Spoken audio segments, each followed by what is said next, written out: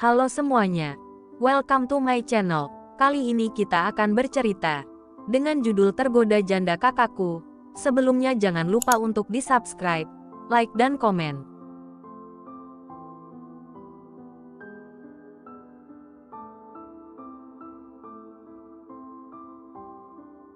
Episode 70, Hamil, cepet Char, bisa nyetir nggak sih kamu?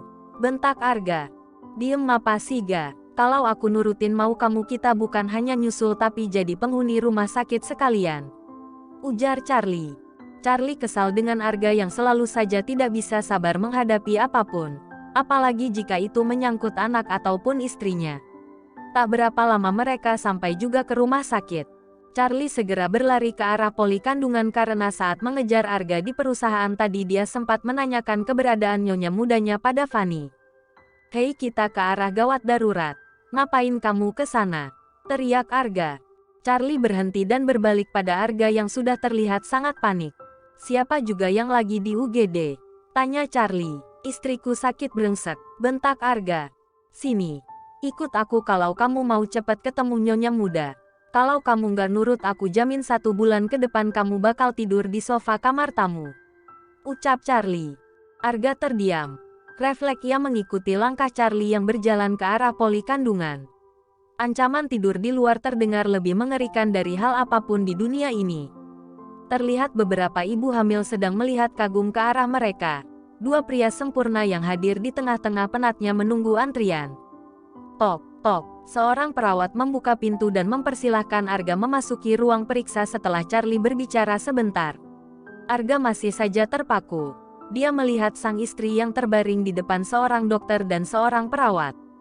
Jangan sentuh istriku. Suara datar Arga mampu membuat mereka semua yang ada di ruangan itu terkejut. Dara yang terkejut dengan kedatangan Arga langsung menghampiri putranya. Dia tahu pasti putranya akan marah karena dokter kandungan yang direkomendasikan Fanny ternyata adalah dokter laki-laki.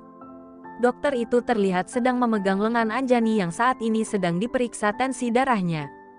Mas, dokter bernama Adi itu tersenyum melihat Arga yang menatapnya tajam. Ia sudah terbiasa menghadapi para suami bucin seperti laki-laki di depannya. Arga mendekat kemudian mencium kening sang istri. Dia menjauhkan lengan Anjani dari tangan dokter Adi.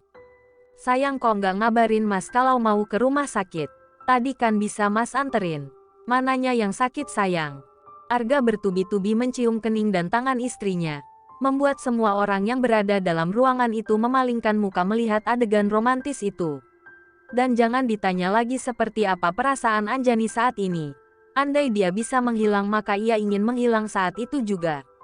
Mukanya memerah karena menahan rasa malunya. Tensi darah nyonya normal. Bolehkah saya meneruskan pemeriksaan ini? Tanya dokter Adi. Tidak, sebelum Anda mengatakan sakit yang diderita istri saya. Dan jangan coba-coba lagi untuk menyentuhnya. Atau saya akan mematahkan tangan Anda, ujar Arga. Dara mencoba menarik tangan putranya berniat ingin bicara sebentar agar Arga tidak salah paham. Tapi singa jantan itu tak bergeming. Ia terus saja menjaga tubuh sang istri agar tak tersentuh orang lain. Baik, saya paham mau Anda. Kita akan lihat penyakit nyonya di dalam layar itu. Sekarang Anda bisa duduk di samping istri Anda. Saya tidak akan menyentuh istri Anda, ucap dokter Adi. Arga mengalah duduk di samping sang istri setelah Anjani menatapnya dengan tajam dan memintanya untuk segera duduk. Dia melihat seorang perawat wanita mengoleskan sesuatu pada perut istrinya. Sayang, sakit? Tanya Arga. Anjani menggeleng dengan cepat sambil melihat kikuk perawat yang sedang tertawa kecil mendengar pertanyaan aneh suaminya. Setelah itu perawat meletakkan alat di perut sang istri dengan membuat gerakan pelan di atas perutnya. Anda lihat itu, 1 titik yang ada di dalam layar. Dokter Adi menunjuk ke arah layar di depannya. Arga semakin panik ketika melihat 2 wanita yang sangat ia cintai dalam hidupnya sama-sama meneteskan air mata. Tapi senyum terukir di wajah keduanya.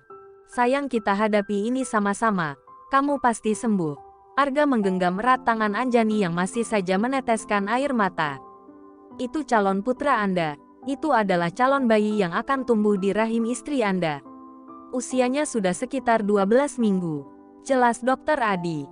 Bayi, apa maksud Anda dokter? Jangan bercanda. Tanya Arga yang tidak percaya. Saya tidak bercanda. Selamat. Sekitar 6 bulan lagi Anda akan menjadi seorang ayah. Saya harap Anda bisa menjaga Nyonya ke depannya, ucap Dokter Adi. Sayang, Anjani hanya mengangguk. Dia membawa tangan suaminya ke atas perutnya yang sebelumnya sudah dibersihkan. Mas, kita akan punya anak. Dharma akan segera menjadi seorang kakak, ucap Anjani terharu. Alhamdulillah ya Allah. Arga memeluk erat istrinya dan menghujaninya dengan kecupan. Tak bisa saya lukiskan betapa bahagianya ia saat ini. Akan bertambah satu lagi sumber kebahagiaan dalam hidupnya setelah kehadiran Anjani dan Dharma. Sementara dokter dan perawat hanya bisa saling memandang. Sepertinya pemeriksaan kali ini akan menjadi sesi terpanjang dalam sejarah mereka bekerja di rumah sakit ini. Dan Charlie tak henti-hentinya menggaruk tengkuknya yang tidak gatal.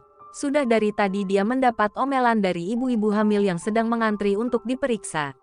Untung saja wajahnya tampan hingga omelan yang ia dengar tidak terlalu pedas seperti mulut bosnya. Apes sekali hidupku, gerutunya. Di kediaman John, Maya sedang menemani Rendra yang ingin berjalan-jalan di sekitar rumahnya. Saya tahu Anda tidak akan pernah suka berada di tempat seperti ini. Maya sedang menyiram tanaman-tanaman hijau yang ada di kebun belakang mansion. Sementara Rendra duduk di atas kursi rodanya. Semua luka luarnya sudah sembuh. Hanya saja dadanya masih terasa sangat sakit jika bergerak. Hingga ia masih butuh kursi roda agar dadanya tidak banyak bergerak. Rendra hanya diam. Ia memang tak pernah menanggapi semua yang dibicarakan oleh pelayan pribadinya itu. Tapi ia akan menuruti perintah pelayannya tanpa bertanya. Misalnya saja ketika makan, minum obat, atau waktu istirahat. Kau tahu, Tuan, selama ini Tuan John yang merawat taman ini. Pria sesibuk dan seusianya masih mampu untuk menciptakan keindahan seperti ini, kata Maya.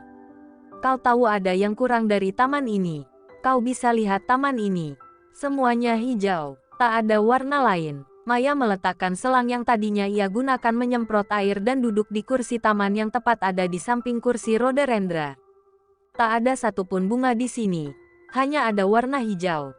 Tapi itu tetap tidak mengurangi keindahan taman ini.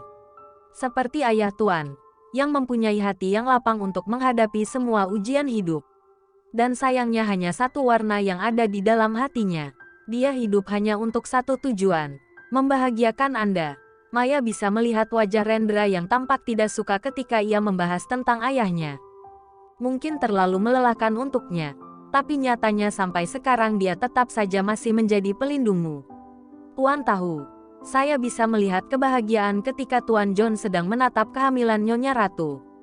Tuan John sangat mengharapkan kehadiran cucunya. Anak itu beruntung walaupun ibu dan bapaknya tidak menginginkannya, tapi ada kakek yang akan mencintainya sepenuh hati. Kata Maya. Jaga mulutmu, ujar Rendra. Koreksi jika memang ada kata-kata saya yang salah, ucap Maya. Aku ingin kembali ke kamar. Rendra tidak ingin berlama-lama di tempat itu. Mendengar semua kata-kata wanita itu membuat dadanya terasa sesak. Dia diam selama ini karena memang tidak ingin menggali semua obrolan itu karena semuanya yang dibicarakan wanita itu adalah benar. Walaupun ia telah berusaha untuk menyangkalnya. Baik, akan saya antarkan Tuan, kata Maya. Maya mendorong kursi roda itu menuju kamar Rendra. Dia menghentikan langkahnya ketika melewati ruang baca milik John karena ia melihat pria tua itu sedang tertidur dengan posisi duduk dan mendekap sebuah buku. Begitupun Rendra. Hatinya tersentil melihat sang ayah seperti itu. Dia baru menyadari tubuh itu terlihat semakin rapuh. Dan tubuh rapuh itu yang selama ini berjuang keras untuk semua kebahagiaannya. Selama ini dia selalu berpikir bahwa dialah yang paling menderita. Dia merasa dihina dan tersingkir. Dia merasa hidup tak pernah berpihak padanya. Dan kini-kini menyadari sang ayahlah yang selama ini selalu menjadi tamengnya. Tubuh renta itu tak pernah akan membiarkannya hidup menderita. Apapun akan dilakukan untuk kebahagiaannya. Dan apa yang ia lakukan untuk membalasnya? Tidak ada. Dia terlalu sibuk dengan memikirkan bagaimana cara untuk membalas dendam. Dia terlalu sibuk untuk meraih apa yang dia inginkan. Tanpa pernah berusaha mengerti tentang apa yang ayahnya inginkan. Apa yang bisa membuat tubuh renta itu bahagia. Jalan. Maya kembali mendorong kursinya menuju kamar Rendra. Setelah sampai, ia membantu Rendra untuk berbaring di ranjangnya. Apa dada Tuan masih sangat sakit? Tanya Maya. Sedikit. Anda harus belajar menggerakkan lengan atau bagian lain agar otot dada Anda tidak terlalu kaku. Kita juga harus meminta dokter untuk memastikan tulang dada Anda sudah sembuh atau belum. Jelas Maya. Aku tidak butuh dokter. Aku sudah baik-baik saja, ujar Rendra. Kita bukan ahlinya Tuan. Biarkan dokter yang memeriksa agar lebih pasti. Ucap Maya. Tapi aku tidak mau, bentak Rendra. Atau jangan-jangan Anda memang sengaja sakit lebih lama agar bisa bersama dengan saya. Kata Maya sambil melipat kursi roda dan ditaruhnya di pojok kamar. Besok panggil dokter. Maya tersenyum lebar. Laki-laki keras kepala itu kadang sifatnya seperti melebihi anak-anak. Rendra selalu tidak mau terlihat lemah di depannya. Pria itu selalu memasang wajah garang jika ada di dekatnya. Namun, Maya tahu di dalam hati pria kaku itu sudah mulai bisa menerima setiap kata-katanya.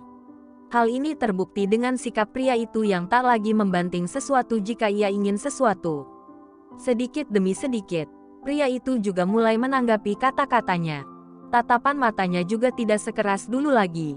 Dulu tatapan itu seakan ingin menghabisi orang di depannya. Kadang-kadang, pria itu juga menatap dengan penuh arti jika kebetulan Ratu turun untuk mengambil sesuatu di dapur. Usia kandungan yang semakin besar membuatnya mudah lapar. Selama sakit, Rendra belum pernah lagi bertatap muka atau menyentuh wanita itu. Mungkin pikirannya sudah tidak waras. Namun ia merasa sudah saatnya untuk melepaskan wanita masa lalunya itu. Rendra ingin terbebas dari belenggu sakit dan kenangan masa lalu. Dia ingin membalas semua yang telah ayahnya lakukan untuknya. Sekarang dia yang bertekad untuk membahagiakan pria renta itu, apapun caranya.